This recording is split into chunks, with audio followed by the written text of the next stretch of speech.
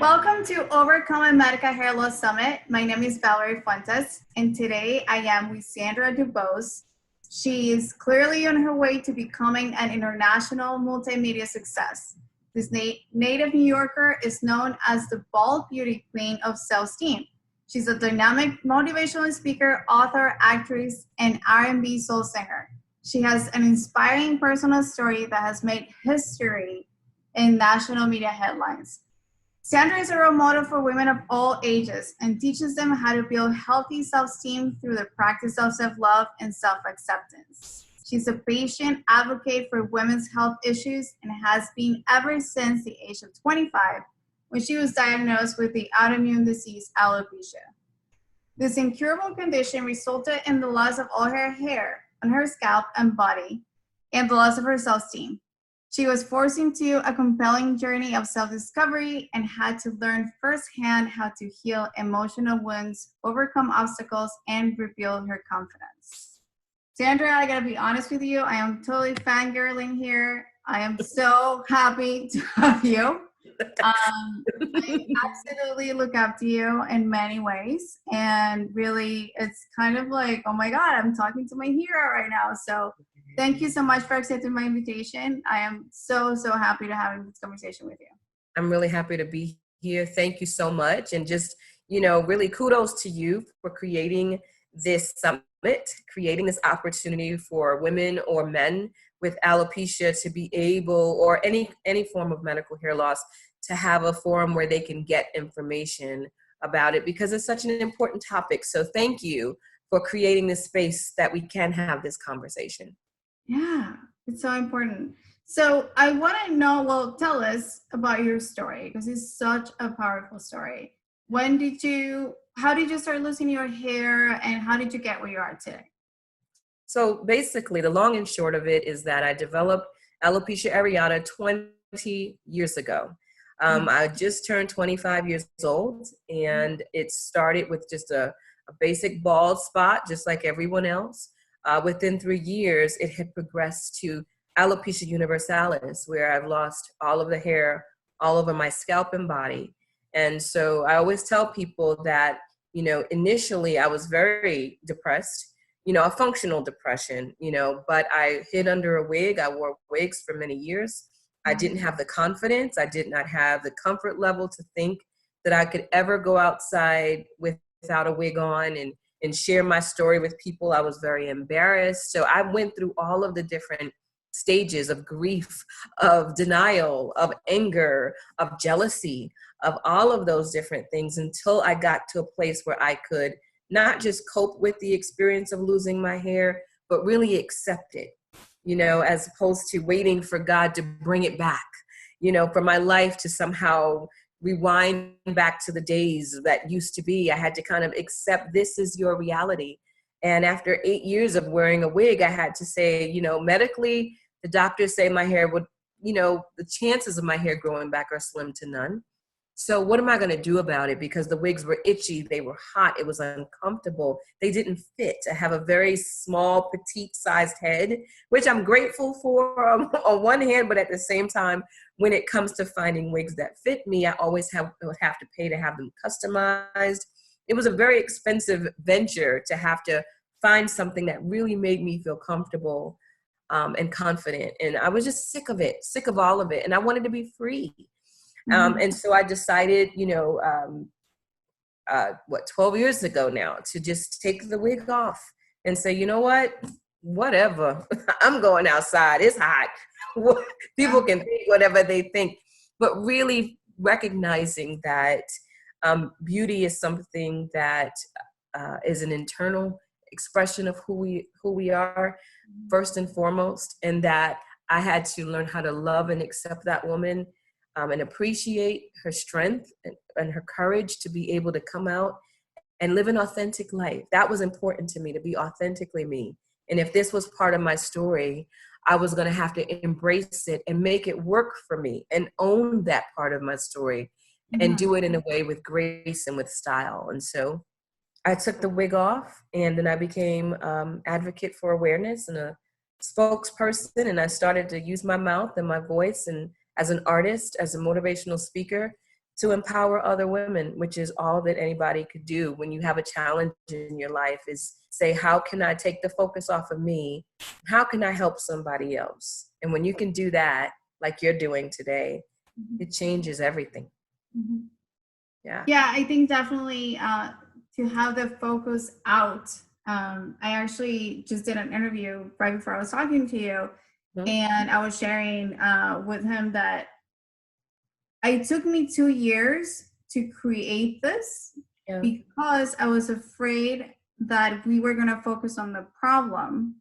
Mm. And I got through my own journey that focusing on the problem doesn't help anybody. Right. So I wanted to create something that was going to put the focus outside the problem on a positive outlook. And I didn't know how to approach that because what I had experienced and the last 10 years or longer than that was that all the support groups were about, well, I'm a victim of this, I don't know how to manage this, and it was just negative, and it was like it was a snowball of this is bad but it's only going to get worse. Right. And I wanted to support those women and men and everybody going through this, but I didn't know how to bring them out of that environment. And so it took me a minute to see like, okay, what language can I use so it's very clear that if you're going to be part of this movement, because they really just want to normalize hair loss and wearing hair and all the things, it has to be positive all the time from day one, from the first sentence that I write, the first email, the first everything. I want nothing but positive things to come out of what I create. So yeah, that's where I'm at right now, and it's literally not focusing on the problem. Like I don't sometimes I talk about it. I mean, obviously I have to talk about it, but I also watch my language a lot, and I try not to say that I've been dealing with alopecia. I always say that I'm living with alopecia. Living. Yes, absolutely. Saying that we get to live, because we get to live our lives, we get to do whatever we want, whether we have hair or not.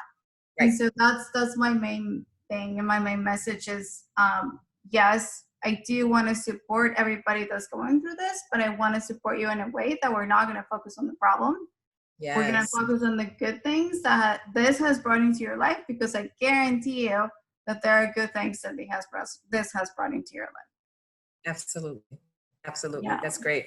That's great. great. So I want to talk about that particular moment, that famous moment that it's all in the YouTube videos.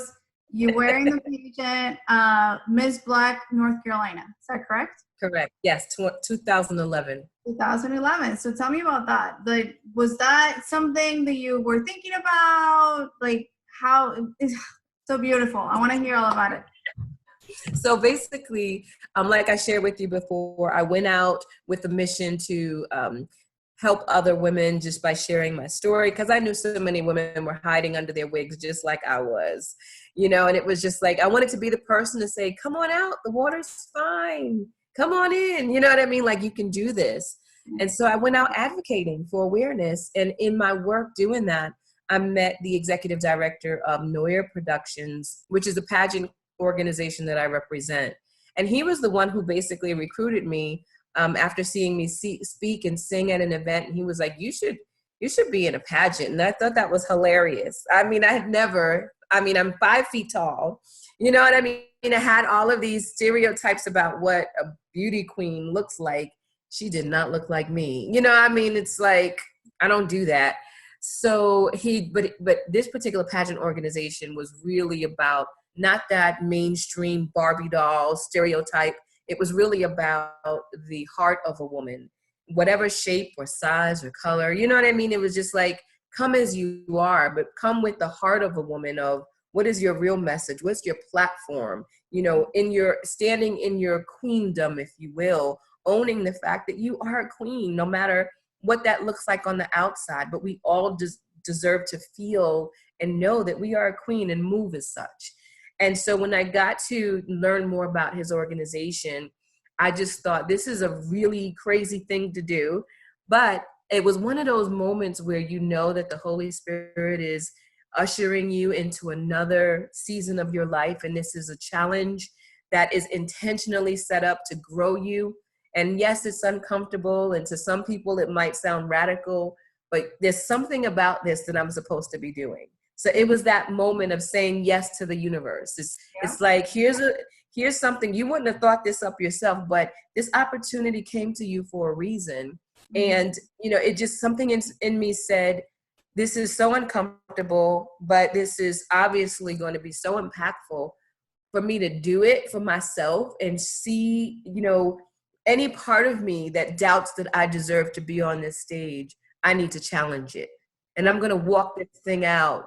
And then the cool thing is, I have 2 daughters, and I thought this would be wonderful. This is the kind of role model I want to be as a mom. This is the kind of messaging, the kind of memory I want them to hold in their hearts, to see their mother walk out this experience. Whether I win or lose, the fact that mom was radical enough to get herself up there and do this thing would speak volumes to them about the message I wanted them to hold as a woman, about the power that we hold, no matter what circumstances they may face in their lives. Because I can't promise my children that they one day won't turn 25 and develop alopecia. No, I had no idea what was in store for me. I can't look into your future and see what challenges when it's you're genetically predisposed now to this autoimmunity within our family. So it could happen, but I wanted them to see that even if it did, you're still beautiful, you're still deserving, and you lead from the front. You lead by example. And that was the most important part for me, to do it. And it turned out even better than I thought, because then I won. And then it became that I realized that I had made history.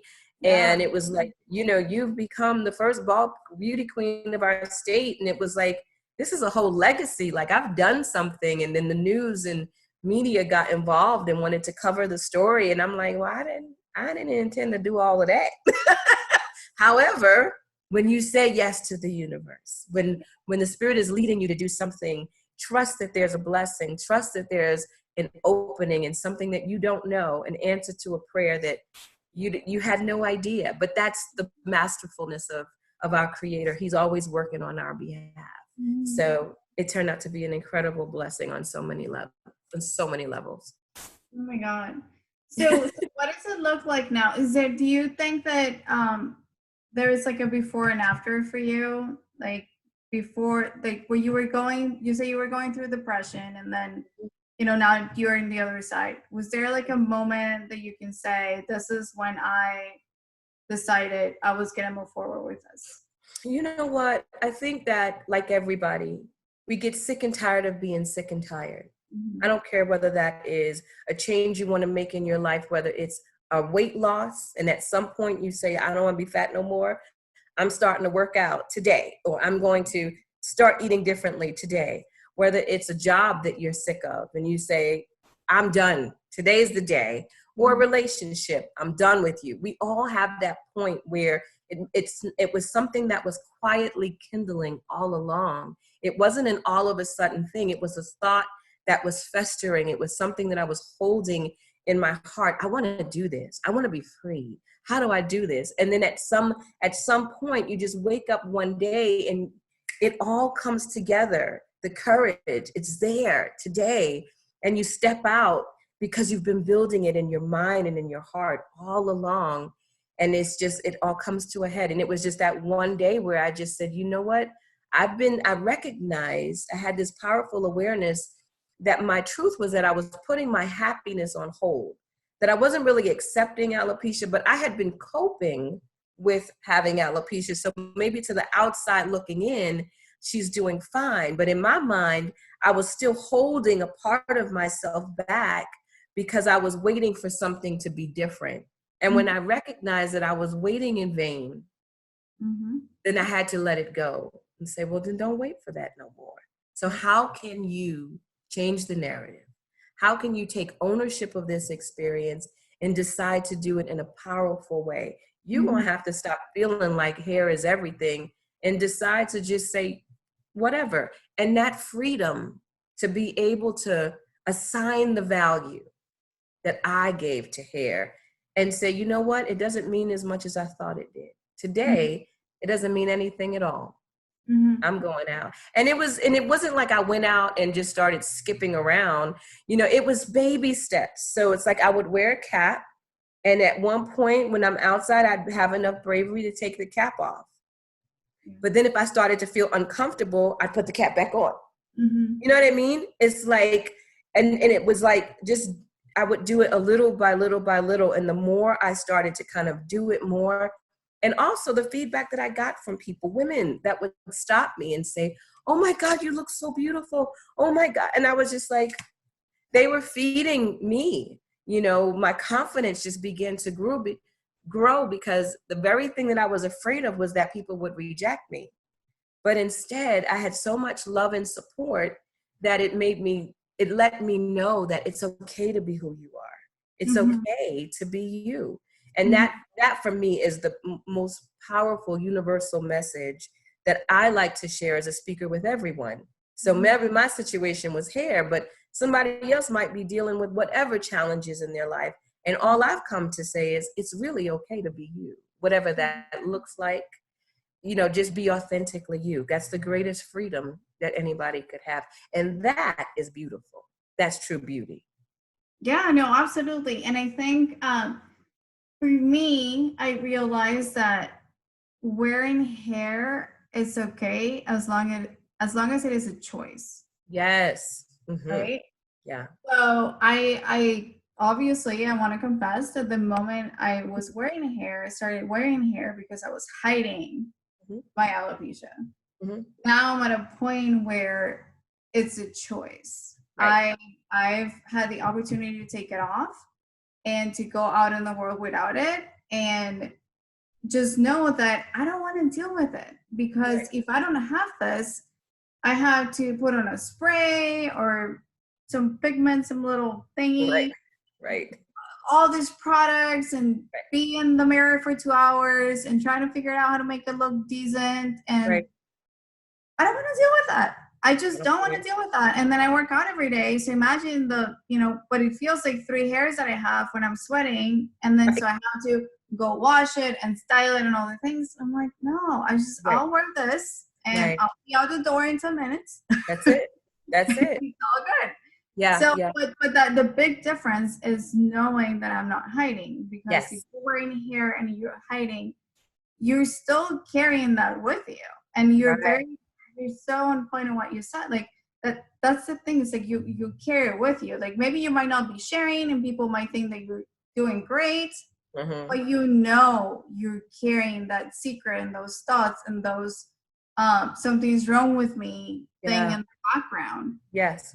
um but yeah, we might not share, but it's there. It's So always there. yeah. Yeah. I love what you said too. It's like, I think that, um, the alopecia experience is so personal. There's no one way to do this. You Mhm. don't, and what I tell women all the time, you don't owe anybody anything. You do whatever feels good for you. That is the name of this game. So, managing it with a hair piece or whatever the case may be, if that helps you, you feel more comfortable. It's like any other condition. You have to find your way to manage it. And so Mhm. if this helps me do life easier, I can put it on, go. I don't have to be sitting here fighting. Find your way that works for you. You know what I'm saying? And so because wigs are itchy and hot and don't fit, this works for me, because fighting with a wig was more torturous for me than just let's say and forget it. I'll go outside, ball. And everybody's different. So, it's like I always tell women, don't compare, don't feel like, oh, am I not being authentic because I'm wearing a wig? Oh, no. You put your wig on, you do whatever feels good, but when you're not looking, when you get to the place where you can't look at yourself in the mirror and you're hiding and you're in denial about your reality, now that is the crux of the problem. It's not the wig. Right. It's the woman underneath the wig. Are you loving her? Are you honoring her? And if you're not doing that, then you've got to fix that. Right. Right. So I wanted to ask you, is there something that you could have or would have wanted done differently in the last 20 years? Because I know for myself, I know I spent thousands of dollars, years of my life, Yeah. energy, thoughts, everything, just trying to grow my hair back. Right. So I wouldn't change my alopecia because it has absolutely 100% made me who I am today. Mm-hmm. I would not change it. Okay. What I would change is the amount of time I spent trying to grow my hair back. So is there anything that you would have, if you could change, is there anything that you will change from your 20-year journey? I guess the only thing would be I wish that I would have came into that level of confidence and self-awareness and courage sooner, because I wasted so much time feeling so bad and hiding. And there was so much personal growth and freedom and happiness once I took the wig off, that I forfeited my opportunity to be happy, because I was struggling with my own narrative and my own idea of what it's supposed to look like, instead of having the mental fortitude to just accept that this is what it is and learn how to move past it in a very real way, mentally and emotionally. I was stuck. And I think a lot of it was a faith thing too. You know, growing up, I grew up, Christian, very religious. So a lot of my teaching as a child was, whenever there's illness, you have to pray and ask God to heal you. And so it's a matter of your faith, if you just trust that God will heal you. And it was like holding on to this idea of expectation, like God is going to heal me, right? And that thought of this healing looking as a physical representation of healing was the thing that kept me stuck. Right. But until I could accept that God would instead heal my mind and my perception of beauty and who I was and my worth, that was the healing that I had needed. It wasn't what I wanted, it was what I needed. And it made me so much more grateful and come alive. And it was just like such a wonderful aha and sometimes we get stuck, we get in our own way. So that's the only thing. I wish I would have surrendered the process of healing and what that looked like a lot sooner, as opposed to being so stuck in my small mind of the vision that I held for what healing could look like. Mm-hmm. Yeah. Yeah, no, I feel the same way. I feel that I spent years, valuable years, because it was in my early 20s. All my 20s, I want to say, I spent trying to grow my hair back.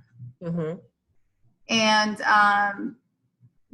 it wasn't good. I was not happy.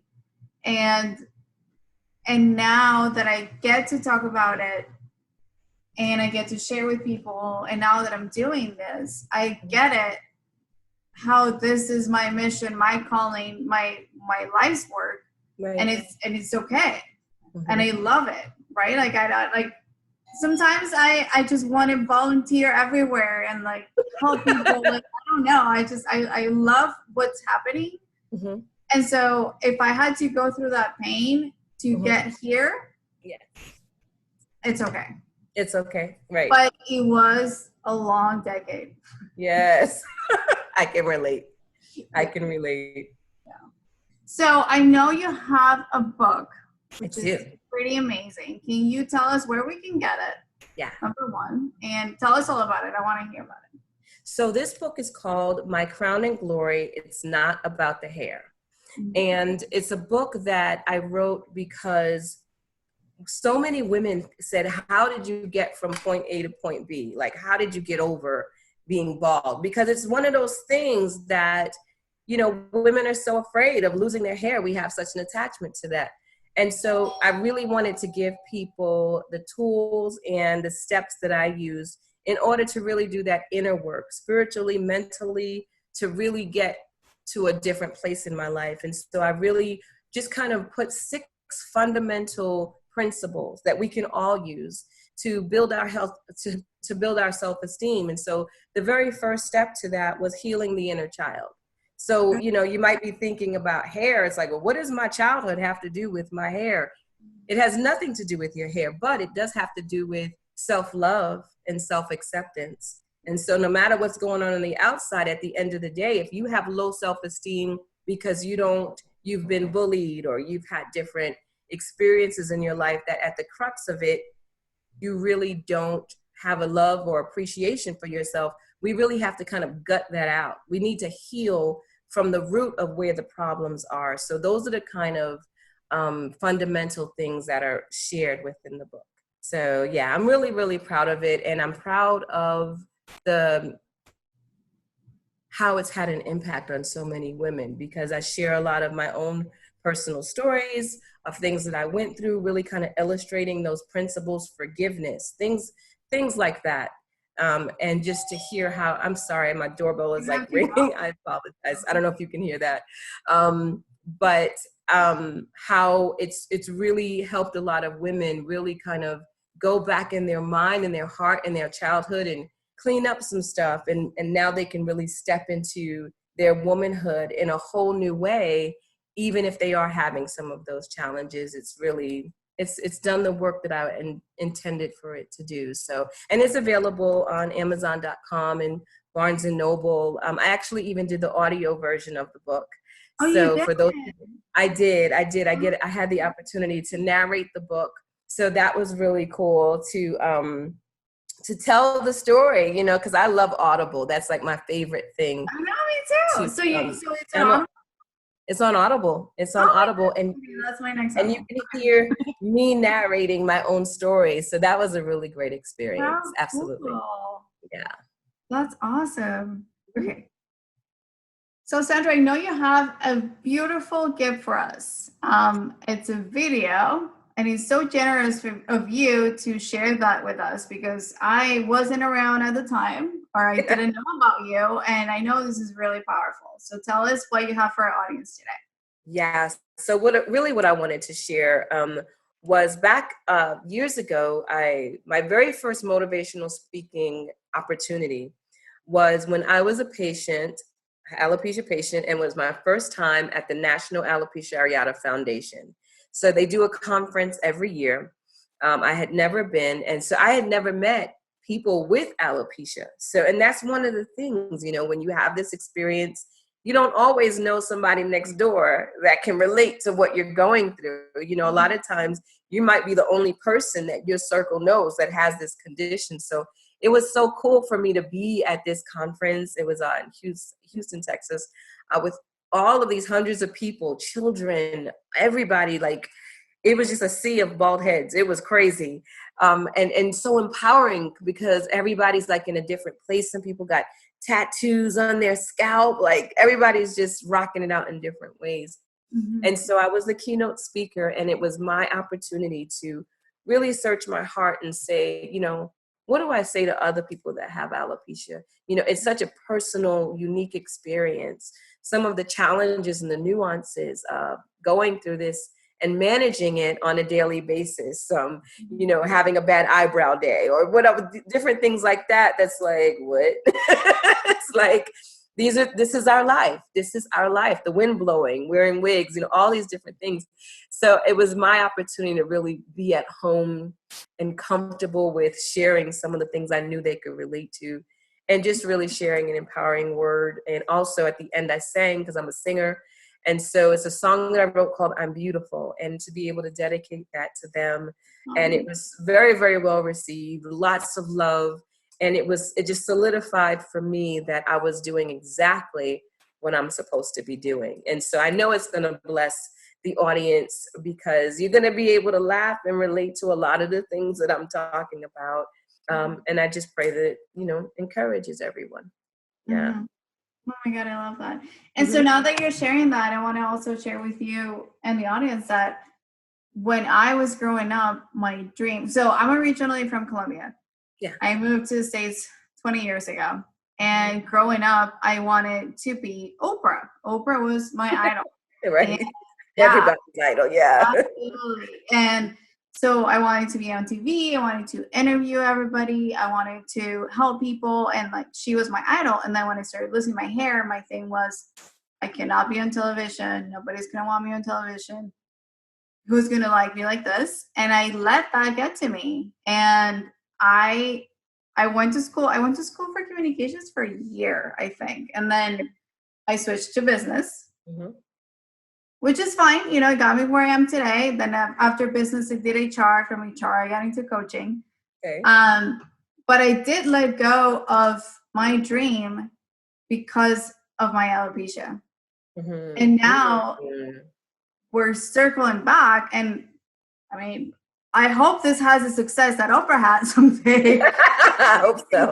You know, but that was sharing the story with you. I'm like, well, guess what? You are doing that after the fact, because I am now embracing myself, who I am, and what I really want to do.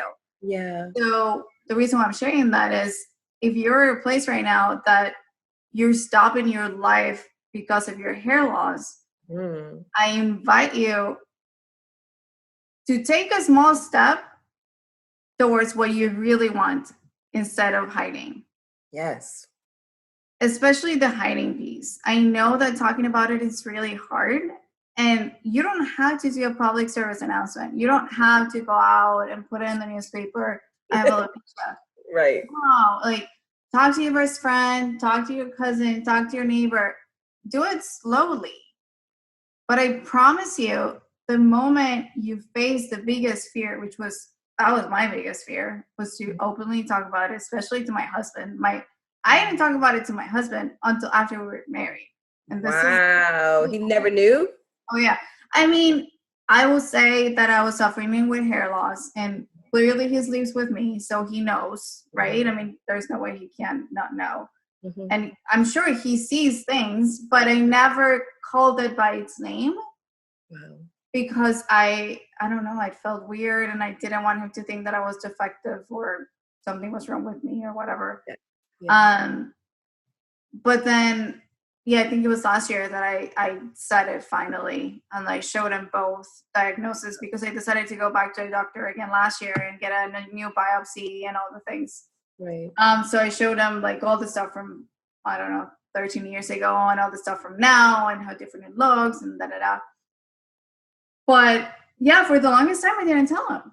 I mean, it's not like I didn't tell him. I told him, you know, I have hair loss, I have a problem, and I was vulnerable around, I do want to wear hair because I'm self-conscious about it, and, you know, I like this better, and what do you think about the extensions? And, you know, we had conversations about it, but I never called it its name. I never said I have alopecia until last year.